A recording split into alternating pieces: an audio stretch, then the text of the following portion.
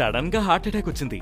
ఎవరికైనా గుండెపోటొస్తే తరచూ వినిపించే డైలాగ్ ఇది. అయితే కార్డియాక్ అరెస్ట్ సడన్ గా వస్తుందేమో కానీ ఈ హార్ట్ అటాక్ ఏమీ సడన్ గా రాదని, 50% కేసుల్లో అది ముందు నుంచే మనకి వార్నింగ్ ఇస్తూ ఉంటుందని వైద్యులు చెబుతున్నారు. ఫస్ట్, హార్ట్ అటాక్ కు కార్డియాక్ అరెస్ట్ కు ఉన్న డిఫరెన్స్ ఏంటో చూద్దాం. మీ బ్లడ్ ఫ్లోలో ఏదైనా బ్లాకేజ్ ఏర్పడితే అది హార్ట్ అటాక్ కు కారణమవుతుంది. అప్పుడు చెస్ట్ పెయిన్, అనీజీగా ఉండటం, ఊపిరి తీసుకోలేకపోవడం వంటివి దీని లక్షణాలు.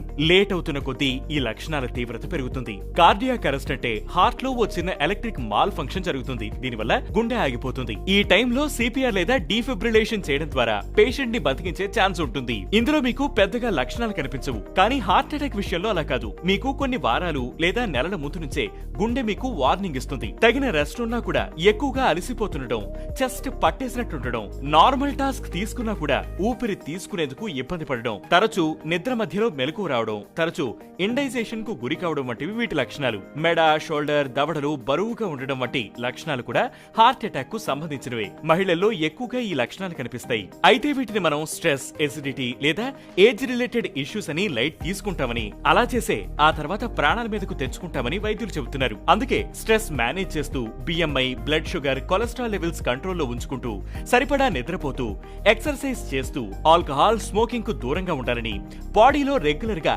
ఏ చిన్న డిస్కంఫర్ట్ కనిపించినా నిర్లక్ష్యం చేయకుండా వైద్యులను సంప్రదించాలని సూచిస్తున్నారు.